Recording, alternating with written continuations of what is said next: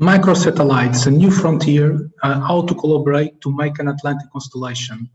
Today we have a great panel that is going to share with us their views about microsatellites and how the microsatellites can enable game-changing business models. So our first speaker is Mr. Luigi Scateia. He's a strategic consultant at PwC, and he's going to provide us with an overview of the microsatellites emergent market. So please, Mr. Luigi Scateia.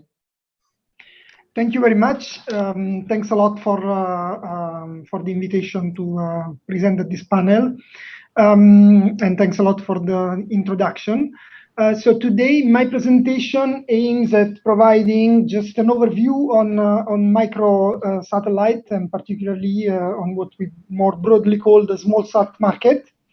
So I'm going to touch several points and more in a panoramic way, and then hopefully during the discussion we can go more in depth into whatever comes out as most interesting or pressing.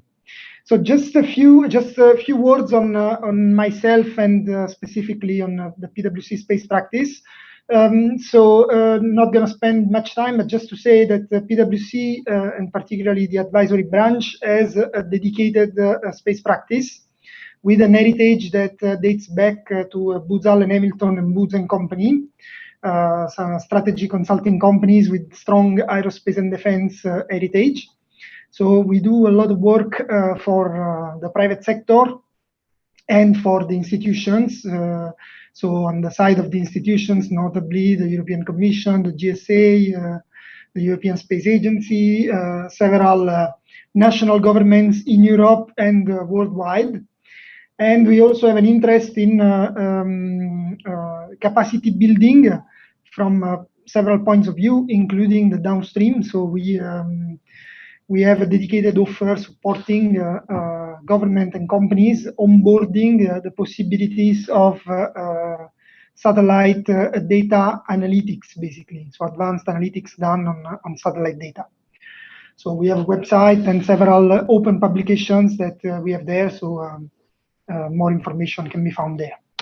So oops, I think my presentation bumped all the way up. Sorry for that. I think I have an issue with the sharing. I'm using the web version of Zoom because for us it's not allowed to use Zoom, and sometimes I have issues. Sorry for that. So just to introduce the topic, you know, the theme of today is about microsatellites, but usually the market is sort of grouped into the what is called the small sat category. So usually you indicate as a nanosatellite, a satellite of between 1 and 10 kilograms of mass. So like CubeSats and different units of CubeSats. A microsatellite is in the 10 to 100 kilogram mass window. And then you have basically the nomenclature of mini satellite of when a satellite is below 500 kilograms, basically. So all of these three categories are typically defined as small sats, so small satellites. It's important to point out that the majority of microsatellites are below 500 kilograms. So this is somehow a sort of commonly found threshold. And that this type of systems have, in the last decade, evolved considerably. And they have enabled applications from SATCOM to Earth observation to Internet of Things and so on. Notably, I don't know why, but when I move up one slide, it goes all the way to the end, so sorry for that. Notably, small satellites are basically at the core of all the main trends that are shaping the space industry in the last decade. So particularly, if we look at macro trends in the space sector as of recently, all of them are somehow connected to small sats. So for example, we have an expanded demand from new segments and players, like for example, a quick expansion of emerging markets and so on. All of this is connected with the fact that it's easier than ever now for countries to get into space due to the reduction of cost associated to small sats. Similarly, small sats have enabled new business models, like new concepts, like constellations, and new ways of delivering value. They have brought down the cost to serve, so it's easier than ever, and it's cheaper to provide different type of satellite services thanks to small sats. And they have been the enabling factor in shifting the way, the attitude to risks of space companies. Because before, space companies were most typically associated to defense, to the defense sector in terms of risk-taking attitude. But now they've moved to a fast failure approach to innovation with high clock speed, which is more typical of the new economy one. And this is really thanks to the fact that you have now the possibilities of small sats and launching small sats, which really changes the equation considerably. I will try to move on one slide, but it looks like it's not possible. So sorry again, bear with me while I find the right one. So in the last decade, nano and microsats were prevalent, with mini satellites becoming more relevant for satellite communication, as we have seen in the last year. But if we look at the evolution of the number of satellites below 500 kilograms that have been delivered in space per category, we can see that the vast majority is nano and micro, basically, with nano still being the prevailing category in terms of number, for obvious reasons of cost and reach. If we zoom in on the microsatellites to stay closer to the theme of the session, the type of mission is the majority of these missions have been between science and technology. So we are looking at R&D or research associated things, with Earth observation being the most prevalent type of application that has been reported. I'm going to move on, and again, I will have the same issue, so sorry for that. If we go on and we look at what we see in the future, so this chart here shows basically an evolution of the type of application that we can expect for nano, micro, and in general mini satellites, but in this case for nano and micro satellites. So the core applications in these categories will still be Earth observation and Internet of Things, so IoT.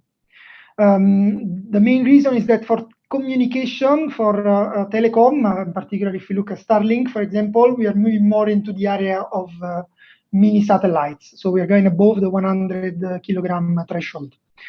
If we look at the two sectors that are most impacted, so the two domains that are most impacted, so IoT and Earth observation. So for IoT, we can see that the main share of revenues expected by type of application will be in the area of transport, with energy being a close one. So clearly, like transport and logistics are a key area of application for Internet of Things.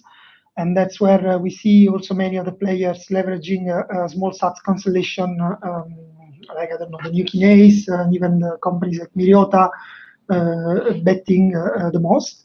While for Earth observation, we see clearly like government and military is still like a key actor for whatever Earth observation provider, with the second type of application being in natural resources management and weather. Just one final note to complete the picture. So to complete the picture of market, I just wanted to say that in the end, the increase in small sats projects also leads to some pressure from the regulatory point of view, because of course, the more objects we put in space, the more we will have an issue on the sustainability of the space environment. So this is leading to more pressure towards a potential space traffic management framework. And then, of course, we also have several points associated with the specific procedures and processes associated to small sats. So historically, small sats have been less demanding in terms of regulatory procedures and regulatory requirements. But now, with the increase of projects, there will be probably more challenges associated with more regulatory enforcement and new and evolving licensing and authorization procedures. which will make somehow like the situation a little bit more complicated from a procedural standpoint. And also other legal and regulatory challenges expected are also supposed to come on the side from the side of the launch contracts for the launch of small sats, because nowadays, like the specific requirements associated to the launch of small sats are different that on those associated to launch of large payloads, and this is true either for individual payloads than like grouped launches, and also the type of regulation we can expect from the ITU with respect to small sats. So this was all for my presentation. I hope I didn't go too much overboard with time, and sorry for the issue with the slides, the advancement with the slides. Thank you very much.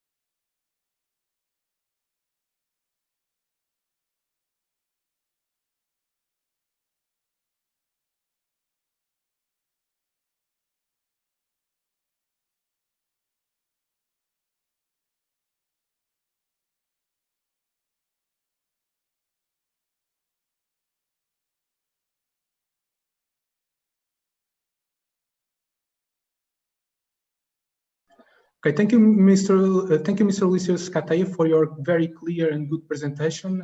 Despite the technical issues, it was very interesting to know more about this overview about the microsatellite market. Our next speaker is going to focus on the point of view of the users. Is Mr. Miguel Bello, the CEO of the Earth Center, and is going to present us the point of view of users, and as example, the use of microsatellites to develop an Atlantic constellation. So please, Mr. Miguel Bello, feel free to start. Okay, thank you, Tiago, for your presentation. Good afternoon, everybody. I'm the CEO of the Earth Center. It's an international organization along the Atlantic to develop technological, scientific solution for sustainability, weather change, and for to create jobs on high scale. And we have performed an analysis of what could be the Atlantic constellation of satellites. And for that, we will, For that, I will present what is the user needs that we want to solve, which is the framework where we want to solve this problem, what is the role of this Atlantic constellation in this framework, and the result of our preliminary analysis, which is basically which are the measurements that we will need, the instruments, and the preliminary mission design and the preliminary constellation design.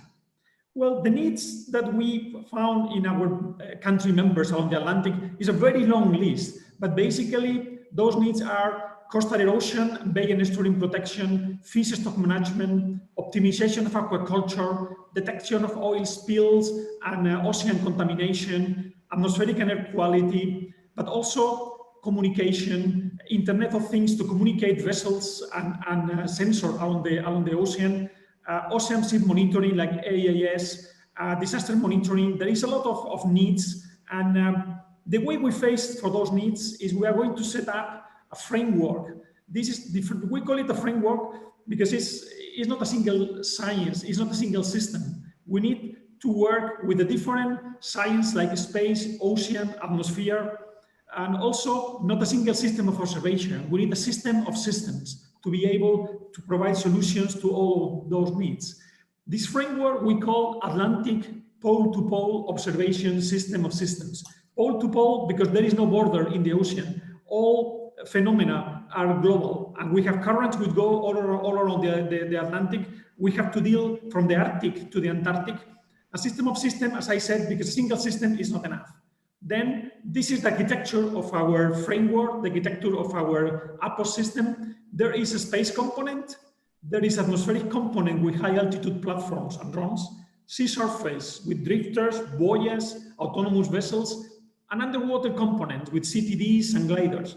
We need to cover from the deep sea up to the outer space. This is managed by a single ground control center, and all the data is collected into a global archive where we use big data, metadata, and standardization, so that we make available to our partners all this for the user service, which is where our stakeholders, which are research and development institutions, countries, companies, to develop algorithms and mathematical models with artificial intelligence, ocean, space, and atmospheric science to give solutions. At the end, the final product is solution for fisheries, for coastal erosion, or for biodiversity.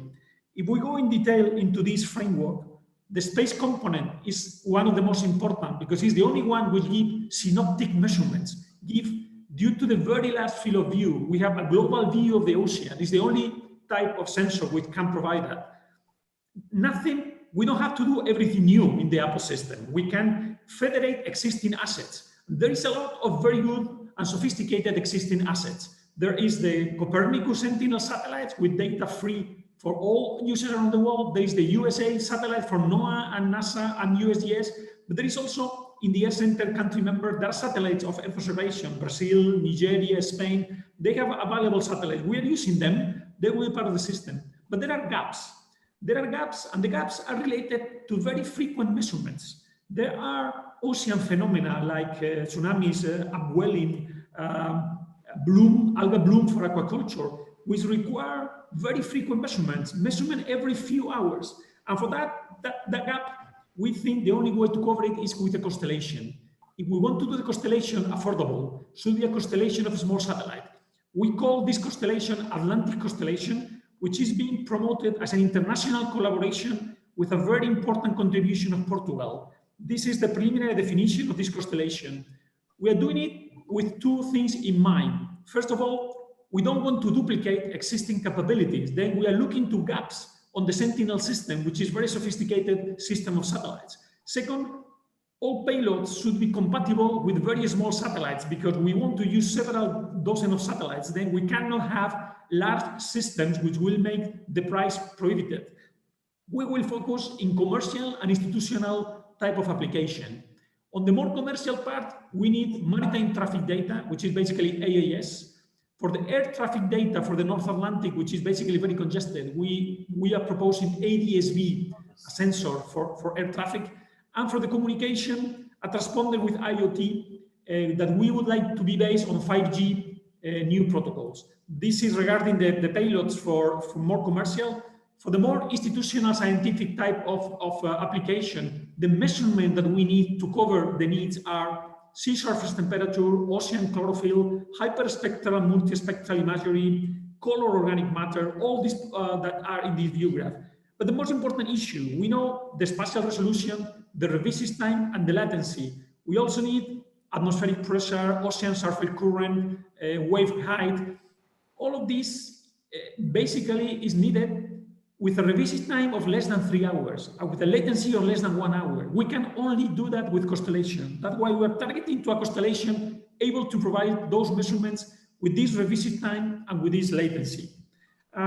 We did the first list of instruments. The first list of instruments is in this table. It is AAS, ADSB, Internet of Things, multispectral, hyperspectral, reflectometry. That's a very important new type of measurement for oceans, microwave, infrared sounder, and radiometer. If we pass a filter of sensor able to be miniaturized, to be very small, to be put in a very small satellite, we ended with a final selection of 5. We removed the ADSB because there is a system already working on ADSB, which is very powerful. Then we remain with an AAS system for vessel tracking, multispectral camera with about 5-meter resolution, hyperspectral camera with better than 50-meter resolution, reflectometry, and a transponder for IoT. You see, it's a combination of Earth observation and communication that in the previous presentation of Luigi is basically most of the application for very small sat are in this domain. Then we define optical instruments with a kind of push broom type of measurements. We have a field of regard, which is the available region of the world that we can look at. It's not that we take all this region, it's the one that we can reach with a given off nadir angle. We take as nominal plus minus 30 degrees off nadir. In case of emergency, we could go to plus minus 45, but for the remaining times, we want to design a constellation that with plus minus 30 degrees of nadir get a mean global revision time of 3 hours. And for the conical instruments, we allow a maximum gap of 15 minutes. Those are the requirements leading for the constellation design. With this, we have to select the orbit. We select sun-synchronous orbit because are the one which is used for imagery because they have always the same illumination. Also because those are nearly polar and you cover the whole ocean. Also frozen orbits because those are the only orbits which keep the same altitude versus latitude. Then subsequent images are taken with the same illumination but also with the same altitude. By doing this asynchronous and frozen, we can only select the altitude. It's a trade-off. Very low altitude is good for imagery, but it's bad for AIS because it has lower coverage. High altitude is better for AIS. We get a compromise in the region of the 600 to 700 kilometers. There we select an orbit of about 650 because this is the one which provides 3 days repetition cycle. And 3-day repetition cycle make very easy the operation because every 3 days all the operation will be repeated and it will be cheaper to organize the shift of the personnel for operation. This is the reachable domain of this orbit in 1 day.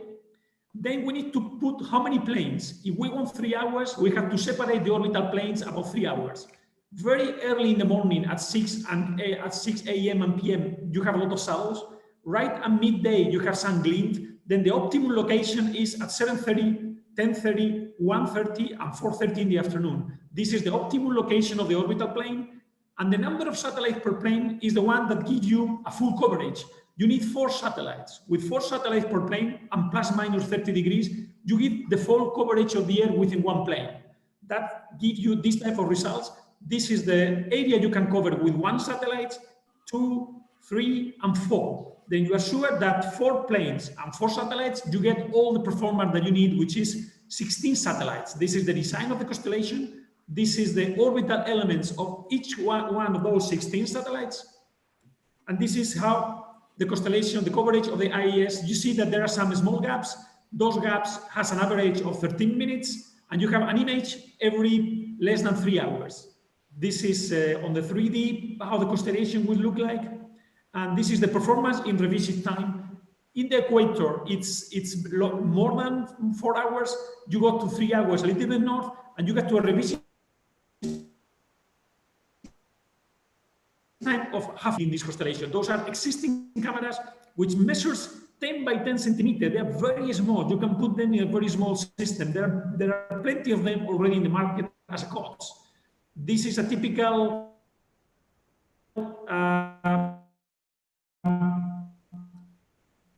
GNSS-R reflectometry instrument. This in a 16U slide with about 20 kilos, about 30 watts of power.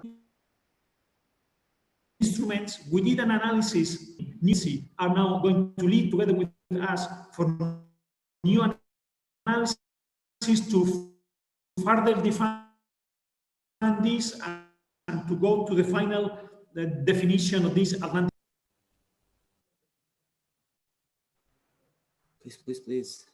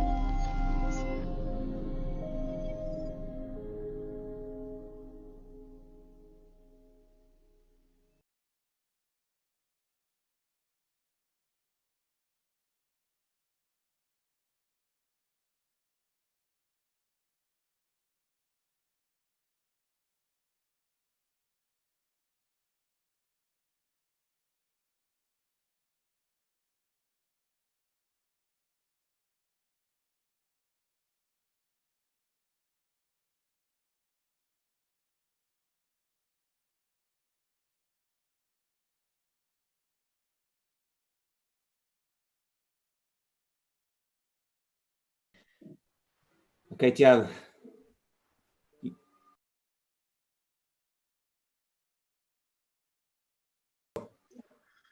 Thank you, Mr. Miguel, for your comprehensive presentation. So we now see one possible point of view for some kind of users. Now, the next speaker is going to speak about building these microsatellites. So our next speaker is Mr. Ricardo Mendes. He's the co-founder and CEO of TakeEver, and he's going to present the Infant project, an example of the Portuguese capabilities in developing microsatellites. So please, Mr. Ricardo, when you can, feel free to start. Okay, thank you, Tiago. Well, hi everyone. My name is Ricardo Mendes, CEO of TakeEver.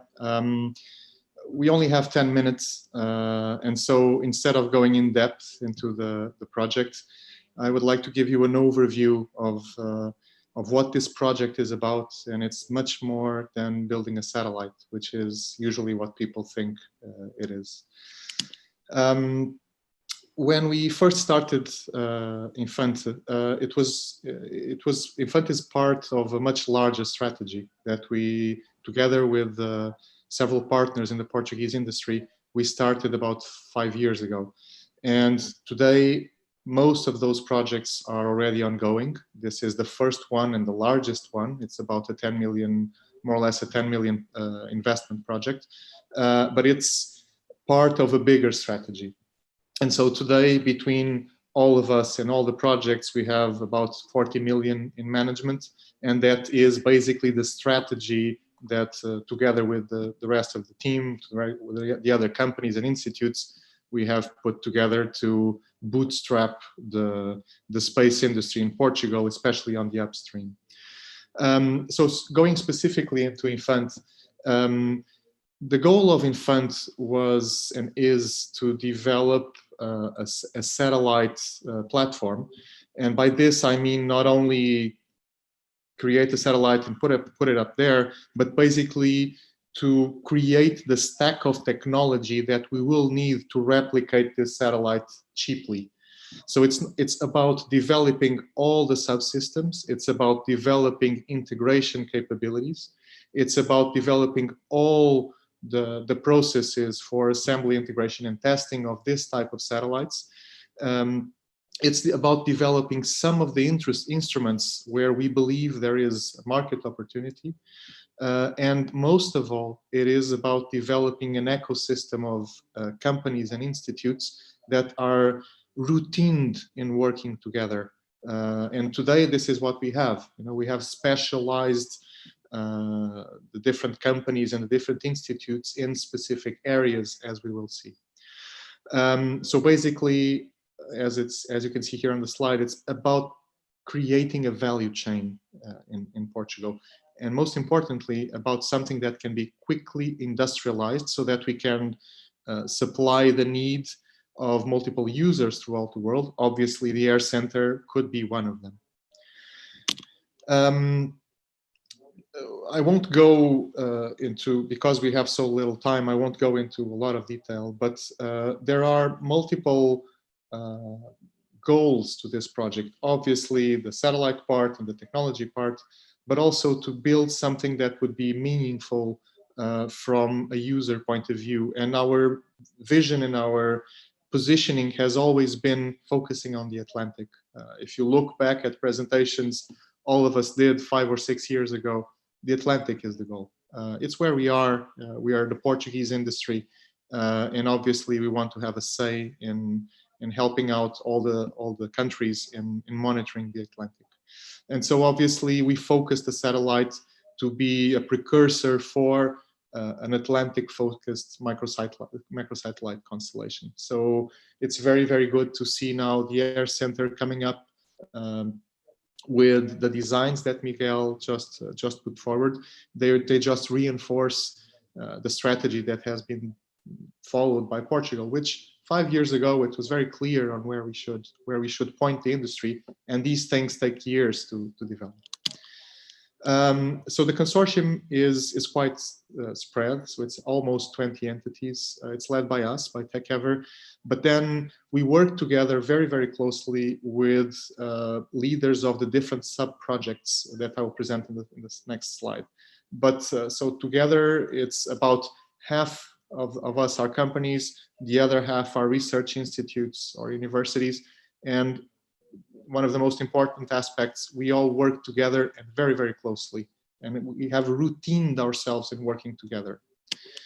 The project is quite complex. It doesn't include only the satellite and its subsystems. It includes as well all the integration, which is performed by us, the ground segment, which is something that most people are not aware of, that Infant includes all the ground segments for telemetry and control, as well as for the for data, for what we call the intelligence center, and obviously also the qualification processes. We have ISQ on board that basically is focused on developing new methodologies and new processes for qualifying this type of satellites, which are very different from much larger satellites. So this is a preliminary configuration of the satellites. It's a bit bigger than what, for example, Miguel was presenting regarding the Atlantic constellation as it is currently envisaged by the Air Center, because we wanted to have enough room to develop more technology to serve other potential niches. So besides passive sensors, we also include, for example, an active sensor. So we are currently developing a SAR, which is already in the test phase in airplanes, not still in satellites, but we are very expecting we are expecting a lot from it. Obviously, communications are a fundamental issue, and so we have developed a software-defined radio platform to support all the different types of communication. Obviously, the downlinks, but then the multiple sensors that can be implemented on top of this SDR, and this is pretty much already working. We are obviously integrating components that we bring from the market, but most of the satellite is developed and built in Portugal and produced in Portugal. So this is just an overview of the configuration of the satellites. Today, we are quite advanced in the project, so we have more or less frozen the configuration. There's still room for change, and obviously a lot of this will depend on the specific launcher that will be chosen. This has been changing throughout the project. But we're quite happy with where we are right now.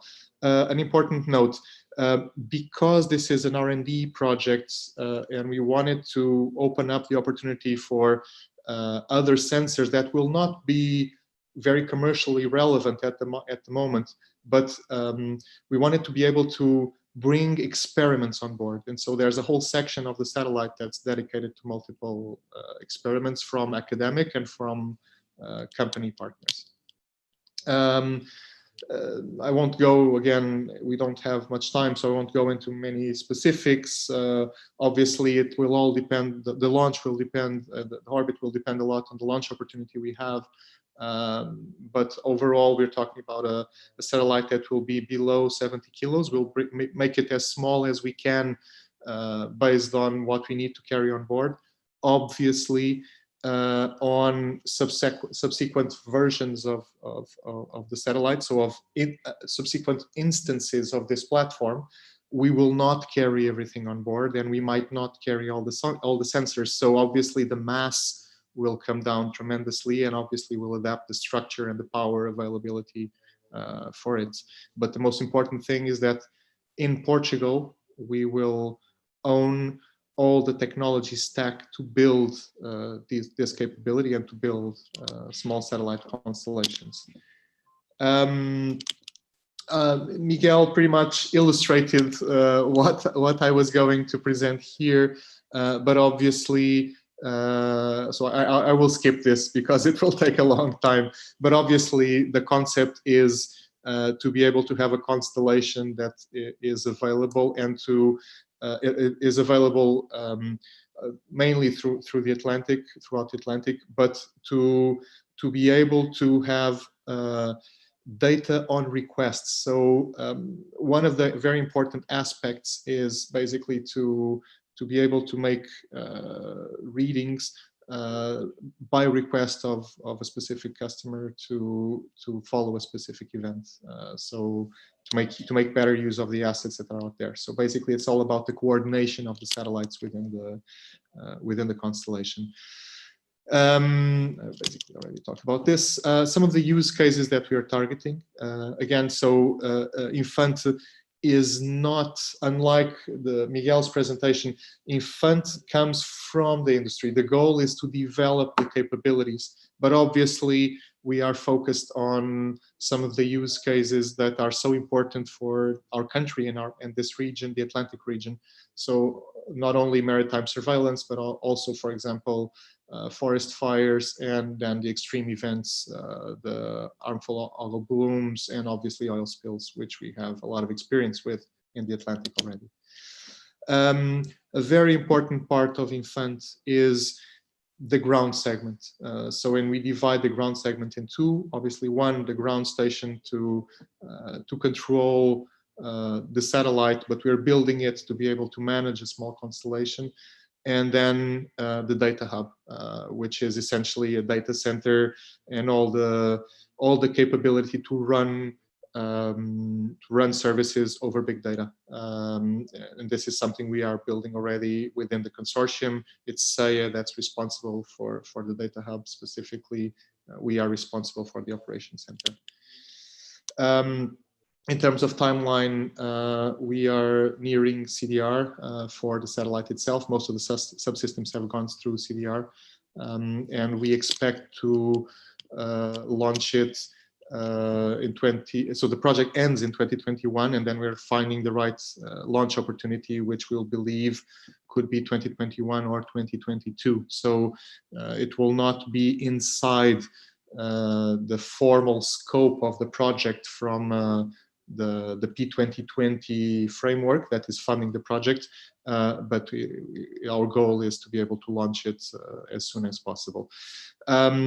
A lot of the sensors are already being up and ready, as well as the structure. We're already testing it. Most of the subsystems are done, so we are nearing the end of the project, although we still have a year in front of us.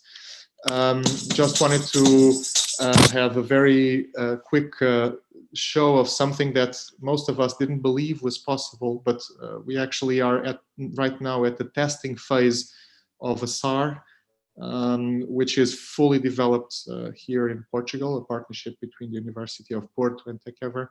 And right now it's being tested on airplanes, on manned airplanes. Second phase will be on drones, and third phase hopefully will go to the air. So this is something quite surprising to be able to develop this in such a short amount of time. At the end of the project, and this is my last slide, at the end of the project, we will have quite a heritage. So in terms of sensors, we will have developed the SAR, a multispectral camera, which are two fundamental sensors for what we believe might become the Atlantic constellation. All the avionics stack. So we will own between the consortium all the stack of technology needed to develop and to produce more satellites, and obviously the communication segments. So the transceivers, the antennas, and the ground station technology. And obviously the satellite structure. So this is quite a game changer for the Portuguese industry, because at the end of this project we'll be geared to produce whatever is needed for any customer around the world. Thank you very much.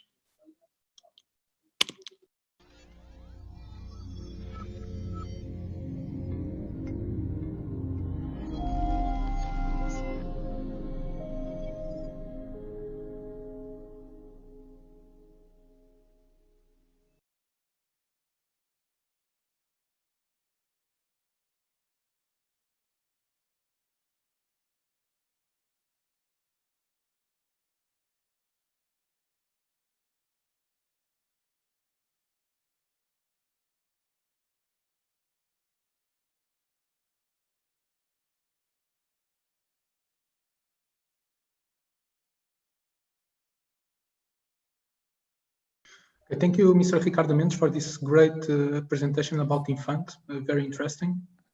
Our last speaker for this panel is Mr. Alfred Ng. He's the Deputy Director of the Canadian Space Agency, and he's going to present us examples of international cooperation in the domain of microsatellites. So please, Mr. Alfred, the floor is yours. Okay, thank you for the invite, Mr. Chairman. Okay, my name is Alfred Ng. As Tiago mentioned, I work in Canadian Space Agency. So I've been working for the last 28 years here. So today I'm sharing two examples of transatlantic collaboration that we have done before, and then discuss like the lessons learned from those collaborations and how I see like the future Atlantic constellation, how we can make it become a reality. Okay. So the first example I want to talk about is the ODIN. Okay, this is a joint project led by Swedish Space Corporation with collaborators from Finland, France, and Canada. Okay, it was a small satellite carrying two payloads, astronomy and aeronomy payload. Okay, so this is what the satellite look like. So you have this astronomy payload, and then also you have the aeronomy payload here. This is a sun shield here. And the satellite was launched in 2001. Okay, the aeronomy payload is called OSIRIS. It was built and contributed by Canada. Okay, Canadian Space Agency was responsible for the delivery of this payload.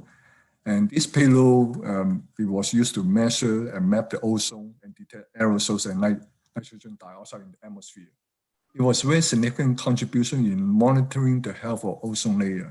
Okay, for example, it was the first satellite that really measured like there was an ozone hole in the polar region. Okay, here I show you like in 2015, like in the winter months, the ozone hole is basically not visible, but in the sun, like in the fall, it becomes highly visible. Okay, so this is almost 20 years now. You can see that launched 2001, so it's almost 20 years, and this payload is still working.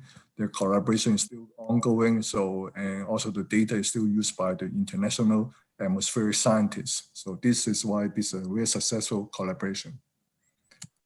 The next one I want to talk about is the Stratospheric balloon collaboration. This is done between Canadian Space Agency and CNES, which is the French space agency. This is a like 10-year collaboration we established in 2011. Okay, so now we are coming to the end of this 10 years soon. So under this collaboration, what is that? So under this agreement we built a balloon launch facility in the city we call Timmins in Northern Ontario. Okay, so this is roughly speaking, is about 600 kilometers to the north of Toronto. And in return, CNES commit to carry out the Stratospheric balloon campaign in Canada. Okay, so you may wonder why they want to do that. The reason is for the French scientists, it is getting very difficult to do balloon campaign in the continental Europe. Okay, due to the change in like safety regulation over the last like 50 years. So it's become really difficult to carry any like balloon campaign. So, and then the scientists really love to continue this research in the mid-latitude. So that's why when they look at the map, so Canada is become a logical partner to them. And so it became a very successful win-win collaboration. Okay, these are really huge stratospheric balloon, go up to like 30, sometimes can up around 35 kilometer altitude. Okay, and the flight can last like, the maximum duration we have flown is almost like 30 hours. So, and then it will create a lot of opportunity, not only for the French scientists, also for the Canada side, for the students, for the industry, as well as for the scientists. So from these two collaborations, what we really learned is that first, a good successful collaboration, you must identify a challenge of significant interest to the parties. Okay, like in the case of ODIN, we can see that the challenge was that we want to measure like atmosphere, we want to measure ozone. Okay, if you look at the late 90s, it was a new challenge. Okay, there was no instrument at the time. Okay, in the case of the balloon launch facility, likewise for the French scientists, they have nowhere to launch the balloon. But for us, we have the place to launch a balloon, but we don't have the skill set. We don't have the know-how yet. So it was that's why it was like significant for both sides. And then next step is that we identify stakeholder and get their buy-in. Okay, like for the Odin was very simple. The payload, we get the support from the atmospheric scientists right away. Okay, so they know the data will be very useful to understand the atmosphere. In the case like the balloon facility, we really receive a lot of support from the local community, the city of Timmins, okay? And also we work through all the regulation for the air traffic control. We work with the Transport Canada to make sure that they said that this is safe to launch in Canada. So we really work through the stakeholder, get the buy-in early. Draw the strings of the partners. Well, this is obvious. Of course, it is obvious, but then I think that this can also be overlooked many times. But if you draw the strings of the partner, this is really leading to a successful collaboration. And next item I think have to be clear is that it has to be affordable to the partners. Okay. If one of the partner have a difficulty to meet the obligation, then the collaboration is bound to fail. Okay, so it has to find something that affordable to all the partners. And next is the structure of the collaboration such that it is fair and equitable. Okay, it cannot be perceived as like one-sided or one side has more advantage on the other. In the case of the collaboration with the CNES, the way we make sure that it is fair and equitable is that we keep track of the expenditure on both parties. Okay, for each balloon campaign, they bring in their whole team to like coming to Canada for. The team is about roughly more than 30 people. They came to Canada to live for almost 2 months. And then they shipped 26 containers, roughly about 26 containers of all the equipment, the balloon, everything. So it's a lot of expenditure for them for every. So they keep track of all the expenditure. Then we will try to also like match their contribution, okay? Because we also put in a lot of manpower. We also put in like the infrastructure we have to maintain. We have to like collaborate with the local community. So we also try to like spend almost as much as they are. So this way, then both parties will feel really comfortable that this is a fair and equitable contribution, collaboration. And finally, I really want to emphasize the importance of team.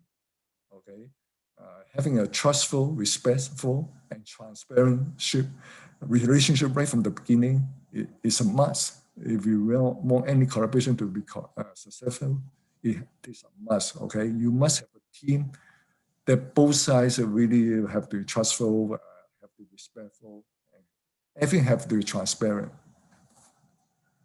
So looking forward with this proposal talk Atlantic constellation. Here, I think these are the key questions we have to ask to create this collaboration. So what are the common problems or challenges? Okay, today we hear so many times climate change variables. There are so many climate change variables, and there are many ideas of how we can measure. And no one country can measure all these variables very clear. So maybe this could be one a good way to look at it. What are the variables that the scientists really love to measure? Okay, that will improve our understanding of climate change. Forest fire, okay, this is like a common problem in both sides of the Atlantic. Okay, like this year we have seen like the dramatic forest fire in California. Okay, luckily this year there were not that many forest fires in Canada, but in the previous years we also suffer a lot. Okay, I understand Portugal also have like the forest fire issue. So this is a like ongoing challenge for both sides.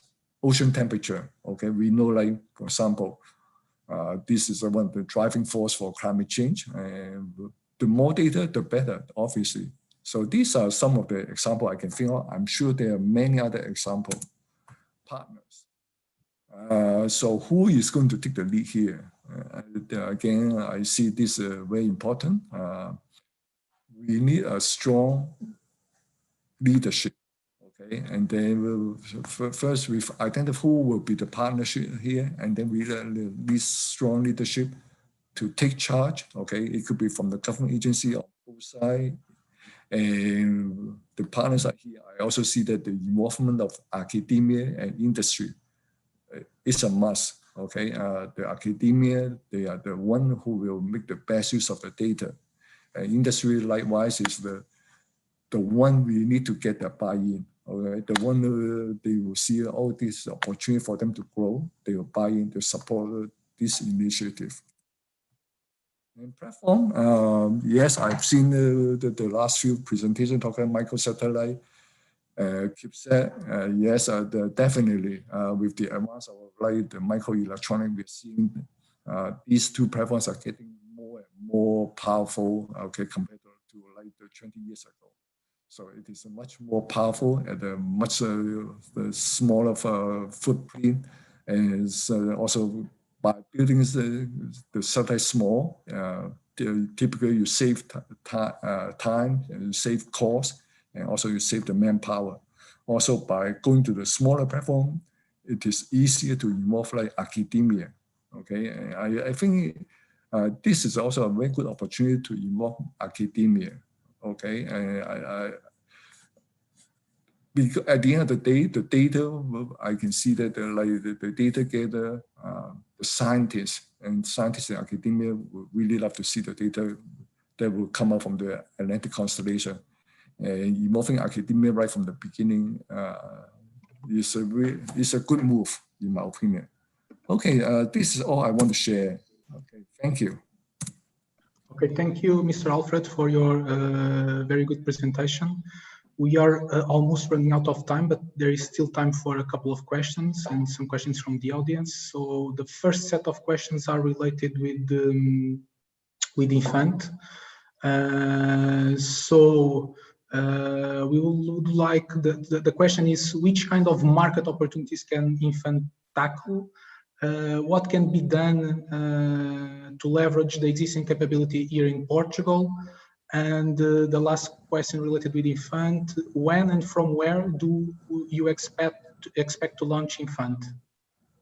So maybe Ricardo can address these three questions. Sure, of course. So the market opportunities, obviously, like Miguel was saying, we need to find the niche. Okay, we won't, and I'm speaking from the Portuguese industry point of view, right?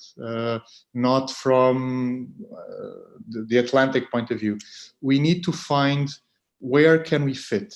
In the last few years, we have been, in the last 20 years, we have been developing capabilities. In the last few years, we have been going from being able to develop components to subsystems and now to systems, and this is where we need to focus. Now we will focus on systems and then services. Now the opportunities will come in our perspective, exactly like Miguel was saying, in the revisit time, but not only offering what other capability with what other services offer, like Sentinel. So we need to be faster there, and also have sensors that could complement what is needed. We believe also in active sensors besides passive sensors. But definitely, that's the main question. It's we need to go to the market, not only be tier 2 or tier 3, but also be able to offer to be a service provider to the commercial entities, governments, etc. About the second question, how can we leverage the capabilities? this is it. You know, we need, I think that was the question we started off to address 5 years ago. And that's why we set up not only Infant, but all the other projects that together with Infant are the implementation of the strategy. It's basically going from a bunch of different companies that knew how to do very well, very small things, and building up the responsibility in those companies and building up the network between them so that we could integrate between ourselves subsystems and to go to the system level. And this in itself is a tremendous challenge, because what we were doing and what we are still today doing is we are leaving the biggest part of the value on the table for the big European primes to grab. And what we need to do is be able to offer a complete mission, a complete service from Portugal, and then obviously to bring, having this capability to partner with the large system providers throughout Europe, but on equal terms or more equalized terms, and not only as like tier 3 or tier 2 at most. Okay, so this is what we can do for the Portuguese industry, is to have the capability to offer a complete service by ourselves. Your third question was, I'm sorry, Tiago, could you repeat, please? Yes, it was about when Infant will be launched and from where. Of course. So we've gone through multiple possibilities. We are right now working with Portugal Space to find a launch opportunity within Europe. I believe that we are living in times where it's very important for us to be a customer of Europe as well, and to be able to launch from Europe. And so this is what we are trying to achieve right now, together with Portugal Space, with the agency. Okay, another set of questions. This one, they are addressed to Miguel. So one of them is to, okay, it is clear that there are benefits for the scientific communities and for the technology point of view, but how can we link this advantage of having an Atlantic constellation with the benefits for society and eventually with the economic return? And another question is if you have considering combining data from hubs with a constellation, and how can you use this data and which models can we use? Okay, well, the first question is related with the user needs. I mean, it's such a constellation, the one we discussed, can be used, it is a multi-purpose. But for instance, for the blue economy, can be used in aquaculture. There is a big problem in aquaculture of alga bloom. Alga bloom means losses of hundreds of millions per year in all the different places, in Norway, in Scotland, in Azores, in South America. Then there is a direct impact because the hyperspectral camera will deal with this problem. But also for the society, because we are running a project with the European Space Agency to detect plastic on the ocean and pollution with hyperspectral camera. The idea is this sensor to be able to detect this plastic. The reflectometry sensor, as it is a distributed constellation, is a tsunami alert network already implemented there. That means the constellation has many direct impact on society and on the blue economy. I think it is very much on the different domains. Going to the question from Alfred at the end of Alfred's presentation, in fact, it also deals with disaster monitoring like fires. It also deals with the climate change variables. It's very much linked with the needs that Alfred put on the table. But and regarding the other questions, regarding the question of who should be involved, industry, because it is up to the industry to deploy the systems, academia, because they should convert the data into information. They have the algorithm, they know by artificial intelligence, they have the experts, and the governments, because policymakers should take decisions with the data provided by the academia. I mean, at the center, we have the three types of stakeholders: industry, academia, and governments. In fact, we are a kind of intergovernmental organization because it is the three types of players are there. You said about leadership is our vocation to coordinate, because being an intergovernmental body, we like to really coordinate this activity. And the second question was related to the hubs. We believe on hubs. We firmly believe that hubs, being at 30 kilometers altitude, can cover a region and be in a kind of gestationary position. If we combine hubs, we give more local data with global data, we can very well provide services. It is in our Atlantic pole-to-pole system of systems, the one we presented, hubs play an important role, and we really would like, and we have in mind, to deploy some preliminary tests of hubs on the Atlantic. Okay, thank you, Miguel, for the answers. Unfortunately, we are running out of time, so we need to stop our panel here. Thank you very much, all the speakers, for the good quality presentations. Also, thank you the audience for the questions that were put, and I invite all the people listening to stay connected for the next session. Thank you very much. Thanks a lot. Bye. Thank you. Bye-bye.